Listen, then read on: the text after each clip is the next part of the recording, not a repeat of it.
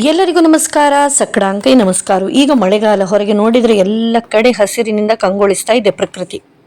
So ಹಸಿರಿನಿಂದಲೇ ಮಾಡಿದಂತಹ ಕೊತ್ತಂಬರಿ ಸೊಪ್ಪಿನ ಚಟ್ನಿ, ತಿಮರೆ ಅಥವಾ ಬ್ರಾಹ್ಮಿ ಚಟ್ನಿ, ಪಾಲಕ್ ದಾಲ್, ಮೆಂತ್ಯ ಸೊಪ್ಪಿನ ಚಪಾತಿ, ಇದನ್ನೆಲ್ಲ ಹೇಳ್ಕೊಡ್ಲಿಕ್ಕಾಗಿ ಈ ಒಂದು ವಿಡಿಯೋನ ಮಾಡ್ತಾ ಇದ್ದೇನೆ. ಜೊತೆಗೆ ನನಗೆ ರೋಟ್ರಿಯ ವತಿಯಿಂದ ಒಂದು ಸನ್ಮಾನವೂ ಕೂಡ ಇತ್ತು. ಅದರ ಒಂದಷ್ಟು ತುಣುಕುಗಳನ್ನು ಕೂಡ ಈ ವಿಡಿಯೋದಲ್ಲಿ ಹಾಕ್ತಾ ಇದ್ದೇನೆ. ಸೊ ಬನ್ನಿ ಸ್ಟಾರ್ಟ್ ಮಾಡೋಣ.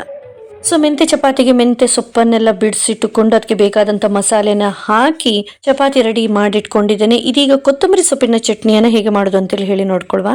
ಆರೋಗ್ಯಕ್ಕೂ ಬೆಸ್ಟ್ ಟೇಸ್ಟ್ನಲ್ಲಿ ಫಸ್ಟ್ ಇರುವಂಥ ಈ ಕೊತ್ತಂಬರಿ ಸೊಪ್ಪಿನ ಚಟ್ನಿಗೆ ಮೊದಲು ಕೊತ್ತಂಬರಿ ಸೊಪ್ಪನ್ನು ಚೆನ್ನಾಗಿ ತೊಳೆದು ಅದನ್ನು ಕಟ್ ಮಾಡಿ ಹಾಕಿ ಇಟ್ಕೊಳ್ಬೇಕು. ಅದರ ನಂತರ ಒಂದು 2-3 ಸ್ಪೂನ್ ತನಕ ತೆಂಗಿನ ತುರಿ, 2 ಹಸಿಮೆಣಸು, ಒಂದು ಸ್ವಲ್ಪ ಅಂತ ಹೇಳಿದ್ರೆ ಒಂದು ಸಣ್ಣ ತುಂಡು ಶುಂಠಿ, 3-4 ಬೆಳ್ಳುಳ್ಳಿ ಎಸಳುಗಳು, ಸ್ವಲ್ಪ ಉಪ್ಪು, ಅರ್ಧ ಸ್ಪೂನ್ ಜೀರಿಗೆ, ಒಂದು ಸ್ವಲ್ಪ ಬೆಲ್ಲ ಮತ್ತು ಹುಳಿ, ಇದಿಷ್ಟನ್ನು ಹಾಕ್ಕೊಂಡು ಚಂದ ಮಾಡಿ ನಯ ಮಾಡಿದ್ದು ರುಬ್ಬುವಂಥದ್ದು. ಈ ಚಟ್ನಿ ಯಾವುದೊಟ್ಟಿಗೂ ಅಂತೇಳಿ ಹೇಳಿದ್ರೆ ದೋಸೆ, ಇಡ್ಲಿ, ಪೂರಿ, ಚಪಾತಿ ಯಾವುದರೊಟ್ಟಿಗೂ ಕೂಡ ಚೆನ್ನಾಗಿ ಹೊಂದಿಕೊಳ್ತದೆ. ಸೊ ಇವತ್ತು ನಾನು ಇದನ್ನು ಮೇಥಿ ಪರಾಟದ ಒಟ್ಟಿಗೆ ಮಾಡ್ತಾ ಇದ್ದೇನೆ. ಸೊ ಮೇಥಿ ಪರಾಟಕ್ಕೆ ಈ ಚಟ್ನಿಯನ್ನು ರುಬ್ಬಿ ಆದಮೇಲೆ ಸ್ವಲ್ಪ ದಪ್ಪ ಮೊಸರು, ಉಪ್ಪು, ಖಾರದ ಹುಡಿಯ ಜೊತೆ ಮಿಕ್ಸ್ ಮಾಡಿ ತಿನ್ನುವಂಥ ಪದ್ಧತಿ ಕೂಡ ಇದೆ. ಬಟ್ ನಾನು ಇದೇ ಚಟ್ನಿಯನ್ನು ಡೈರೆಕ್ಟ್ ಯೂಸ್ ಮಾಡ್ತಾ ಇದ್ದೇನೆ. ಅದರೊಟ್ಟಿಗೆ ಇವತ್ತು ಶಾಲೆಗೆ ಕೂಡ ಹೋಗೋಕ್ಕಿಂತ ಮೊದಲು ಒಂದು ಪಾಲಕ್ ದಾಲನ್ನು ಮಾಡೋಣ ಅಂತೇಳಿ ಹೇಳಿ ಸ್ಟಾರ್ಟ್ ಮಾಡಿದ್ದೇನೆ. ನಿಮ್ಮ ರುಚಿಗೆ ತಕ್ಕಷ್ಟು ಅಂತ ಹೇಳಿದರೆ ನಿಮ್ಮ ಖಾರಕ್ಕೆ ತಕ್ಕದಾಗಿ ಹಸಿಮೆಣಸನ್ನು ಹಾಕಿ, ನಾನಿಲ್ಲಿ 3 ಹಸಿಮೆಣಸನ್ನು, ಅದೇ ರೀತಿ 7-8 ಬೆಳ್ಳುಳ್ಳಿ ಬೀಜಗಳನ್ನು ಮತ್ತು ಒಂದು ಸ್ವಲ್ಪ ಉಪ್ಪನ್ನು ಹಾಕಿ ದರದರನೇ ರುಬ್ಬಿಕೊಂಡಿದ್ದೇನೆ. ನೈಸ್ ಅಲ್ಲ, ದರದರನೇ. ಹೀಗೆ ಇದನ್ನೆಲ್ಲವನ್ನು ಕಟ್ ಮಾಡಿ ಕಲ್ಲಿನಲ್ಲಿಯೂ ಕೂಡ ಜಜ್ಜಿಟ್ಕೊಳ್ಬೋದು. ಬಟ್ ನಾನು ಮಿಕ್ಸಿಯಲ್ಲಿ ಅಂತೇಳಿ ಹೇಳಿದ್ರೆ ಬೇಗ ಬೇಗ ಕೆಲಸ ಎಲ್ಲ ಆಗಬೇಕು ಅಂತೇಳಿ ಹೇಳಿ ನಾನು ಮಿಕ್ಸಿಯಲ್ಲಿ ಇದನ್ನು ರುಬ್ಬಿಟ್ಕೊಳ್ತಾ ಇದ್ದೇನೆ.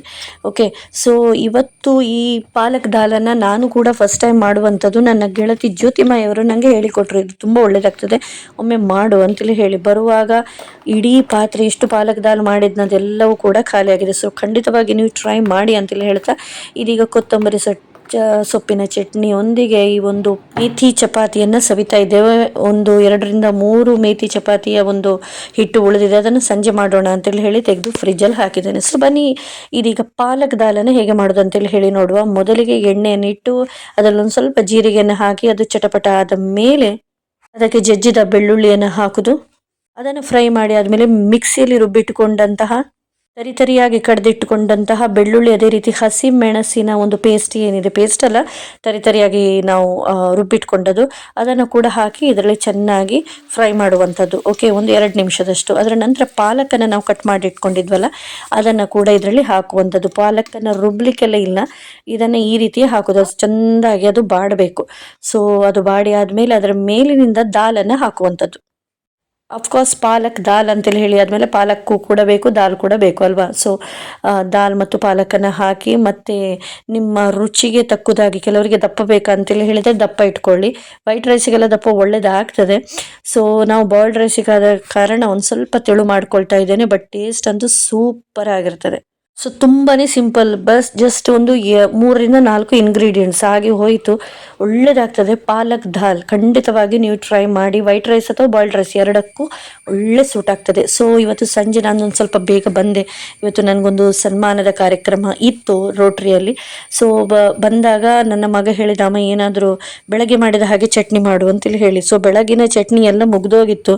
ಯಾಕಂತೇಳಿ ಹೇಳಿದರೆ ಕೊತ್ತಂಬರಿ ಸೊಪ್ಪಿನ ಚಟ್ನಿ ಎಷ್ಟು ಒಳ್ಳೆಯದಾಗಿತ್ತು ಅಂತೇಳಿ ಹೇಳಿದರೆ ಕೇವಲ ಮೇಥಿ ಚಪಾತಿ ಮಾತ್ರ ಅಲ್ಲ, ಮಧ್ಯಾಹ್ನ ಊಟಕ್ಕೂ ಕೂಡ ಅದು ಸಹಿ ಆಗಿತ್ತು.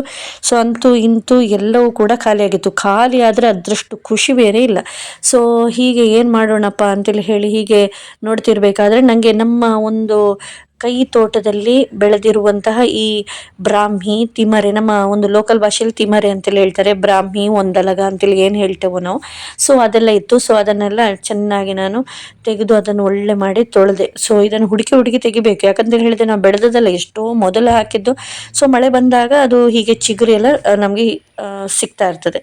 ಸೊ ನೋಡಿ ನಾನು ತೆಗಿತಾ ಇರಬೇಕಾದ್ರೆ ನನಗೆ ಮಶ್ರೂಮ್ ಕೂಡ ಸಿಗ್ತಾ ಇದೆ. ಇಲ್ಲಿ ಮೂಲೆಗಳಲ್ಲಿ ತೇವಾಂಶ ಇರುವಂಥ ಜಾಗಗಳಿಂದ ಮಶ್ರೂಮ್ ಕೂಡ ಆಗ್ತಾ ಇರ್ತದೆ. ಬಟ್ ನಮ್ಗೆ ಗೊತ್ತಿಲ್ಲ ಇದು ತಿನ್ನೋದಾ ಹೌದಾ ಅಲ್ವಾ ಅಂತೇಳಿ.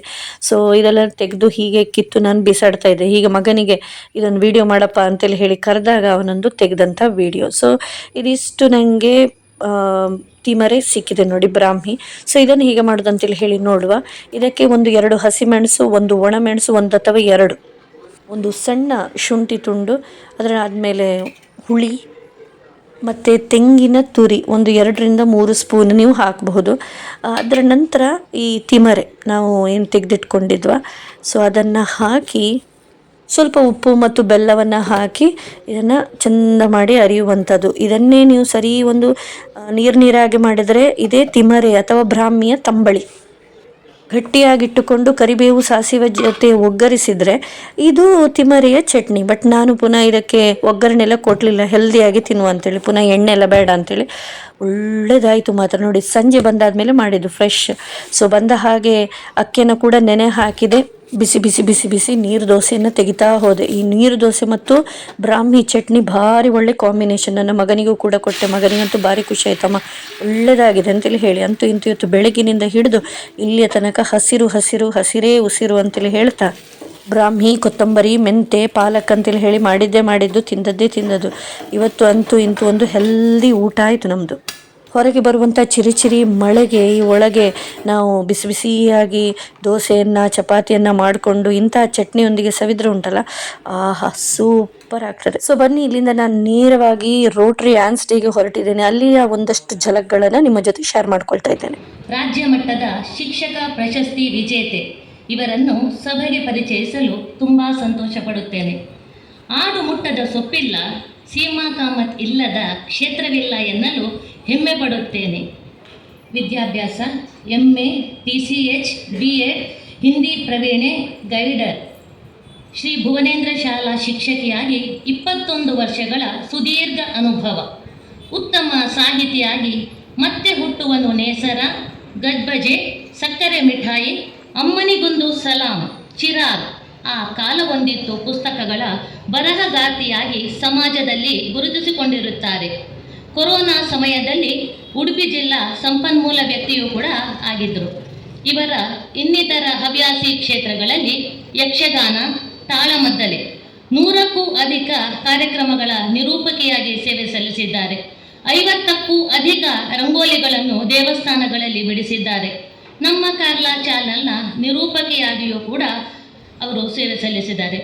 ಆಕಾಶವಾಣಿ ಕಲಾವಿದೆ, UTVಯಲ್ಲಿ ಸಂದರ್ಶನವನ್ನು ಕೂಡ ಕೊಟ್ಟಿದ್ದಾರೆ. ತೊಗಲುಗೊಂಬೆ ಆಟದ ಮೂಲಕ ಸಮಾಜ ಪಾಠ ಬೋಧನೆಗಾಗಿ ಪ್ರೋತ್ಸಾಹಕ ಬಹುಮಾನವೂ ಕೂಡ ದೊರಕಿದೆ. ಪ್ರತಿಭಾ ಕಾರಂಜಿಯ ಗೀತಗಾಯನಕ್ಕೆ ಸ್ಪರ್ಧೆಗೆ ಮಕ್ಕಳನ್ನು ತಯಾರುಗೊಳಿಸಿ ಬಹುಮಾನವನ್ನು ಗಳಿಸಲಿಕ್ಕೆ ಕೂಡ ಸಹಕರಿಸಿದ್ದಾರೆ. ಕಾರ್ಕಳದ JCRED ಅಧ್ಯಕ್ಷೆಯಾಗಿಯೂ ಸೇವೆ ಸಲ್ಲಿಸಿದ್ದಾರೆ. ಸೀಮಾ ಟೀಚರ್ ಹೆಸರಿನ ಯೂಟ್ಯೂಬ್ ಚಾನಲ್ ಕೂಡ ಇದ್ದು 27,000 ಸಬ್ಸ್ಕ್ರೈಬರ್ ಕೂಡ ಇದ್ದಾರೆ. ರಾಜ್ಯ ಮಟ್ಟದ ವೇದಿಕೆಯಲ್ಲಿ ಏಕಪಾತ್ರಾಭಿನಯ, ರಾಜ್ಯ ಮಟ್ಟದ ಕೊಂಕಣಿ ವೇದಿಕೆಯಲ್ಲಿ ಕವಿಗೋಷ್ಠಿ, 5 ವರ್ಷ ಶಾಸ್ತ್ರೀಯ ಸಂಗೀತವನ್ನು ಅಧ್ಯಯನ ಮಾಡಿ ಆನ್ಲೈನ್ ಕ್ಲಾಸಲ್ಲಿ ಭಜನೆಯನ್ನು ಕಲಿಸಿ ಅದರ ಆದಾಯದಿಂದ ಬಂದಂಥ ದುಡ್ಡನ್ನು ಸರ್ಕಾರಿ ಶಾಲಾ ಮಕ್ಕಳಿಗೆ ಕಲಿಕೋಪಕರಣವನ್ನು ಕೂಡ ಅವರು ನೀಡಿದ್ದಾರೆ. ಅನೇಕ ಪತ್ರಿಕೆಗಳಲ್ಲಿ ಇವರ ಕವನ ಸಂಕಲನ, ಕತೆ, ಬರಹ ಪ್ರಕಟವಾಗಿದೆ. ಶಾಲಾ ಕಾಲೇಜು ವೇದಿಕೆಗಳಲ್ಲಿ ಧಾರ್ಮಿಕ ಉಪನ್ಯಾಸವನ್ನು ಕೂಡ ಇವರು ಕೊಟ್ಟಿದ್ದಾರೆ. ಒಟ್ಟಾರೆ ಹೇಳುವುದಾದರೆ ಪ್ರತಿಭಾನ್ವಿತೆ ಸೀಮಾ ಟೀಚರ್. ಇತ್ತೀಚೆಗಷ್ಟೇ ದಶಮಾನೋತ್ಸವವನ್ನು ಆಚರಿಸಿಕೊಂಡಂತಹ ಪದ್ಮಾವತಿ ಮಹಿಳಾ ಭಜನಾ ಮಂಡಳಿಯ ಸಕ್ರಿಯ ಸದಸ್ಯ ಕೂಡ ಇವರು ಆಗಿದ್ದಾರೆ ಅಂತ ಹೇಳಲಿಕ್ಕೆ ತುಂಬ ಇಷ್ಟಪಡ್ತೇನೆ. ಹೇಳಲಿಕ್ಕೆ ತುಂಬ ವಿಷಯ ಇದೆ ಇವರ ಸಾಧನೆ, ಆದರೆ ನನಗೆ 2 ನಿಮಿಷ ಕೊಟ್ಟ ಕಾರಣ ಚುಟುಕಾಗಿ ನಾನು ಹೇಳಿದ್ದೇನೆ. ಸದಾ ಲವಲವಿಕೆಯ ಸುಂದರ ಉಡುಗೆಯ ಸುಂದರಿ ನಮ್ಮ ಸೀಮಾ ಟೀಚರ್. ಇದುವೇ ಇವರ ಪುಟ್ಟ ಪರಿಚಯ. ಅವಕಾಶಕ್ಕಾಗಿ ಧನ್ಯವಾದಗಳು. ಬೃಂದಾ ಪ್ರಕಾಶ್ ಮೇಡಮ್ ಅವರೇ, ಅದೇ ರೀತಿ ನನ್ನ ಮುಂದಿರುವಂತಹ ಎಲ್ಲ ರೊಟೇರಿಯನ್ ಬಂಧು ಭಗಿನಿಯರೇ, ಮಕ್ಕಳೇ, ನಿಮಗೆಲ್ಲರಿಗೂ ಕೂಡ ಪ್ರೀತಿಯ ನಮಸ್ಕಾರ. ಮೊದಲನೇದಾಗಿ ನನಗೆ ಇಲ್ಲಿ ಚೀಫ್ ಗೆಸ್ಟಾಗಿ ಕರೆದದ್ದಕ್ಕೆ ನಾನು ಜಯಂತಿ ಮೇಡಮ್ ಅವರಿಗೆ ತುಂಬ ಆಭಾರಿಯಾಗಿದ್ದೇನೆ. ಮೇಡಮ್ ಫೋನ್ ಮಾಡುವಾಗ ನಾನು ಕೇಳಿದೆ ಯಾವ ವಿಷಯದ ಬಗ್ಗೆ ಮಾತಾಡಬೇಕು ಅಂತೇಳಿ ಹೇಳಿ. ಸೊ ಅವರು ಹೇಳಿದರು, ಈ ಮಹಿಳೆಯರನ್ನು ಇನ್ಸ್ಪೈರ್ ಮಾಡುವಂತಹ ಏನಾದರೂ ಒಂದಷ್ಟು ಮಾತುಗಳನ್ನು ಹೇಳಿ ಅಂತೇಳಿ ಹೇಳಿ. ಆ್ಯಕ್ಚುಲಿ ಇಲ್ಲಿ ಹೇಗಾಗಿದೆ ಅಂತೇಳಿ ಹೇಳಿದರೆ, ನಿಮ್ಮನ್ನು ಇನ್ಸ್ಪೈರ್ ಮಾಡೋದಲ್ಲ, ನಾನು ನಿಮ್ಮಿಂದ ಇನ್ಸ್ಪೈರ್ ಆಗಿ ಇವತ್ತು ಹೋಗ್ತಾ ಇದ್ದೇನೆ ಅಂತ ಒಂದು ಇಂಪ್ಯಾಕ್ಟ್ ಖಂಡಿತವಾಗಿದು 100ಕ್ಕೆ 100 ಸತ್ಯ. ಯಾಕಂತೇಳಿ ಹೇಳಿದರೆ, ಎಷ್ಟೊಂದು ಅವರು ಮಾಡಿದಂಥ ಚಟುವಟಿಕೆಗಳನ್ನು ಅವರು ಮೊದಲು ತಮ್ಮ ಪ್ರಸ್ತಾವನೆಯ ಭಾಷಣದಲ್ಲಿ ಅದನ್ನು ಉಲ್ಲೇಖಿಸಿದರು. ಏನೇನೆಲ್ಲ ಚಟುವಟಿಕೆಗಳನ್ನು ಅವರು ಥ್ರೂಔಟ್ ಈ ಒಂದು ವರ್ಷದಲ್ಲಿ ಮಾಡಿದ್ರು ಅಂತೇಳಿ. ಅದು ಕೇವಲ ಚಟುವಟಿಕೆ ಮಾತ್ರ ಅಲ್ಲ, ಸಮಾಜದಲ್ಲಿ ನಿಮ್ಮ ಒಂದು ಇಂಪ್ಯಾಕ್ಟನ್ನು ನೀವು ಕ್ರಿಯೇಟ್ ಮಾಡಿದ್ದೀರಿ ಅಂತೇಳಿ ಹೇಳಿ ನಾನು ಹೇಳಲಿಕ್ಕೆ ಇಷ್ಟಪಡ್ತೇನೆ. ಹೆಣ್ಣು ಮಕ್ಕಳಿಗೆ ಉಪಯೋಗವಾಗುವಂತಹ ಬೇರೆ ಬೇರೆ ಮಾಹಿತಿ ಇರ್ಬೋದು, ಲೀಡರ್ಶಿಪ್ ಕ್ಯಾಂಪ್, ಔಷಧೀಯ ಸಸ್ಯಗಳ ಒಂದು ಪರಿಚಯ, ನಾಯಕತ್ವ ಗುಣವನ್ನು ಯಾವ ರೀತಿ ಬೆಳೆಸೋದು, ಅದೇ ರೀತಿ ನಮ್ಮ ಸಂಸ್ಕೃತಿ ಸಂಪ್ರದಾಯದ ಒಂದು ಅಂಗವಾಗಿರುವಂತಹ ಬಳೆಶಾಸ್ತ್ರ ಇತ್ಯಾದಿಗಳನ್ನು ಹೀಗೆ ಸರಣಿಯೋಪಾದಿಯಲ್ಲಿ ಅವರು ಮಾಡಿದಂತಹ ಏನೇನು ಚಟುವಟಿಕೆಗಳಿದೆಯಾ ಅದನ್ನು ಅವ್ರು ಹೇಳ್ತಾ ಹೋದರು. ನಾನು ಕೇಳಿದೆ, ಮೇಡಮ್ ಇಷ್ಟೆಲ್ಲ ಮಾಡಿದ್ರ ಅಂತೇಳಿ ಹೇಳಿ. ಅವರು ಹೇಳಿದರು, ಮಾಡಿದಂಥ ಒಂದು ಸ್ವಲ್ಪ ವಿಷಯವನ್ನು ಮಾತ್ರ, ಸ್ವಲ್ಪ ಆ್ಯಕ್ಟಿವಿಟೀಸ್ಗಳನ್ನು ಮಾತ್ರ ನಾವು ಮೆನ್ಷನ್ ಮಾಡಿದ್ದೇವೆ ಅಂತೇಳಿ ಹೇಳಿ. ಅದು ಮಾತ್ರ ಅಲ್ಲ, ಇಲ್ಲಿ ಬರುವಾಗ ನವೀನ್ ಸರ್ ಆಗಲಿ ಅಥವಾ ಪ್ರತಿಯೊಬ್ಬ ಸದಸ್ಯರು ಕೂಡ ಈ ಒಂದು ಆ್ಯನ್ಸ್ನ ಬಗ್ಗೆ ತುಂಬ ಹೊಗಳಿದ್ರು. ಒಳ್ಳೊಳ್ಳೆಯ ಆಕ್ಟಿವಿಟೀಸ್ಗಳನ್ನೆಲ್ಲ ಈ ವರ್ಷ ಮಾಡಿದ್ದಾರೆ ಅಂತ ಹೇಳಿ. ಸೊ ಇದಕ್ಕೆ ನಾನು ನಿಮಗೆ ಪ್ರಥಮತಃ ಇಲ್ಲಿ ನೆರೆದಿರುವಂಥ ಎಲ್ಲ ಆ್ಯನ್ಸ್ ಭಗಿನಿಯರಿಗೆ ನಾನು ಅಭಿನಂದನೆಗಳನ್ನು ಸಲ್ಲಿಸ್ತಾ ಇದ್ದೇನೆ. ಯತ್ರ ನಾರ್ಯಸ್ತು ಪೂಜ್ಯತೆ ರಮಂತೆ ತತ್ರ ದೇವತಾ.